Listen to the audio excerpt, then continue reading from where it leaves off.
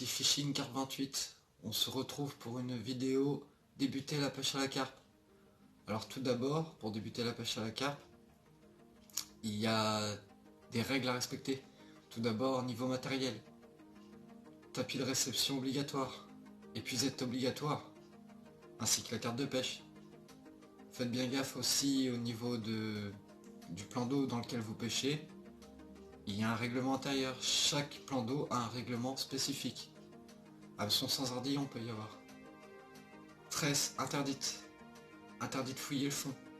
Donc faites bien gaffe à toutes ces conditions-là. Quitte à faire un repérage avant, allez vérifier sur votre plan d'eau le règlement qu'il peut y avoir, que vous n'arriviez pas sur le plan d'eau et que vous n'ayez pas spécialement le matériel adapté. Deuxième point, comme tout le monde le sait, débuter la pêche à la carpe, c'est pas si simple que ça au début. C'est long, ça peut être très très long. C'est beaucoup de frustration. Moi-même, je suis connaisseur, je sais ce que c'est.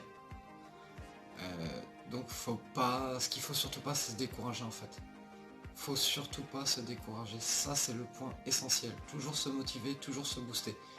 Regardez des vidéos autant que vous voulez. Sur YouTube, il y a de quoi faire. Mais surtout, ne vous démotivez pas, ça c'est l'erreur. Et la deuxième erreur, remettez-vous en question. On a souvent tendance à dire, ouais, quand on pêche dans un endroit, si on prend pas de poisson, c'est qu'il n'y en a pas. Non, c'est faux. C'est pas qu'il n'y a pas de poisson, c'est qu'on a sûrement mal fait quelque chose. C'est sûrement quelque chose qu'on a dû négliger, donc n'hésitez pas à vous remettre en question. Moi-même au début, quand j'ai commencé la pêche à la carpe, pour moi, première fois que je pêche à la carpe, j'étais persuadé de faire du poisson, que j'allais en faire un. Et c'est pas du tout ce qui s'est passé, au contraire, bien au contraire. J'ai fait peut-être une quinzaine de sessions où je ne prenais pas de poisson, mais rien du tout. Alors au début, j'étais sûrement comme vous, je me disais il n'y avait pas de poisson. Et c'est pas qu'il n'y a pas de poisson en fait, c'est juste que ma manière n'était pas bonne. Je faisais des erreurs de débutant, comme tout le monde, et ça m'arrive encore. Donc voilà, remettez-vous en question, ne vous découragez pas. Ça c'est surtout le point essentiel, ne pas se décourager. Tout au tard, plus vous persévérez, ça marchera. C'est comme tout, c'est ça la vie. Vous persévérez, vous allez réussir à avoir ce que vous voulez. Donc surtout, ne pas se décourager. Pareil, au début, l'erreur que j'ai fait, c'était de pêcher dans des endroits où il y avait quasiment personne. Ce qui est un peu normal, parce qu'au début, on n'a pas envie d'être jugé. S'il y a des pêcheurs qui sont autour de nous, on a peur qu'ils nous critiquent. On a peur qu'ils se foutent un peu de notre gueule dans notre façon de lancer, de préparer notre matériel, de ramener un poisson si on en a un. Donc, c'est... comment dire, faut pas avoir honte. Au début, quand vous pêchez, c'est normal de pas savoir comment faire les choses. Donc voilà, comme je vous le disais, ne négligez pas l'endroit où vous pêchez, ni le matériel que vous utilisez, c'est peut-être juste vous qui avez fait une erreur. Sur un montage, ça peut arriver à tout le monde de mettre un hameçon à l'envers, de monter son hameçon à l'envers ou d'avoir mis un cheveu trop long. Donc, ne négligez rien quoi. Ne négligez rien et remettez-vous en question. Ça c'est le point essentiel, se remettre en question, c'est primordial. Comme moi je vous le disais, pour ma part, j'ai pêché 5 fois dans un étang. 5 fois au début, j'étais persuadé que c'était un étang où il n'y avait pas de poisson. Donc vous allez vous dire pourquoi il a pêché 5 fois dans un étang s'il était sûr qu'il n'y avait pas de poisson. Bah parce que j'étais pas certain en fait. Au fond de moi, je pensais qu'il y en avait quand même, j'en avais déjà entendu parler. Je savais qu'il y en avait. Mais sur le coup, quand t'es débutant et tout, tu penses faire les choses bien et tu négliges les temps, tu te dis que c'est tout simplement qu'il n'y a pas de poisson, que c'était pas spécialement le bon endroit. Et quand au bout de 5 fois, je me suis rendu compte qu'à 200 mètres de moi, il y avait un pêcheur et que lui, toutes les demi-heures, toutes les 45 minutes, il était en train de sortir un poisson, je vous assure que ça la fout mal.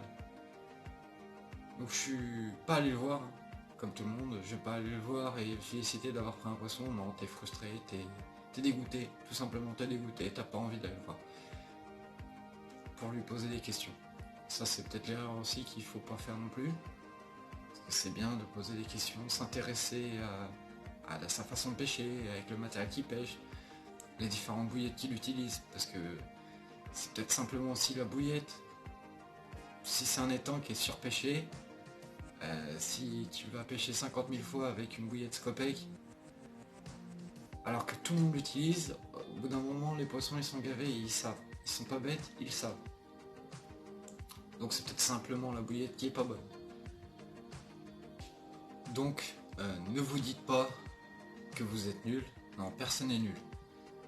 Des erreurs, comme je vous ai dit plusieurs fois dans cette vidéo là, ça peut arriver à tout le monde. Personne n'est parfait, et même des pêcheurs confirmés font encore à l'heure actuelle sûrement des erreurs. Ils font des capots comme tout le monde aussi. C'est pas donné à tout le monde de prendre des poissons tout le temps. Hein. Ça serait bien connu et puis ça serait bien surtout. Donc ne vous dites pas que vous êtes nul. Personne n'est nul. Le poisson, quand vous allez pêcher, il regarde pas la tête du client. Hein. Il va pas se dire ah bah lui il a une sale gueule, je veux pas mordre à son hameçon. Il se dit pas non plus ah bah son matériel, j'aime pas cette marque là donc je vais pas mordre. La canne elle est pas adaptée. Ah bah j'aime pas cet hameçon là. Non. Le poisson il s'en fout du prix de ton matériel, il s'en fout de la marque de ton matériel. Le poisson, lui, s'il a faim, il mangera. Obligatoirement, il va mordre. Si vous pêchez au bon endroit, vous avez bien amorcé, vous n'avez pas fait d'erreur de montage, tout ou tard, ça finira par payer. Donc voilà, il ne faut pas se décourager. C'est malheureux au début, ça arrive à tout le monde de faire des capots. Mais il faut surtout pas se décourager, ça c'est la chose primordiale, quoi.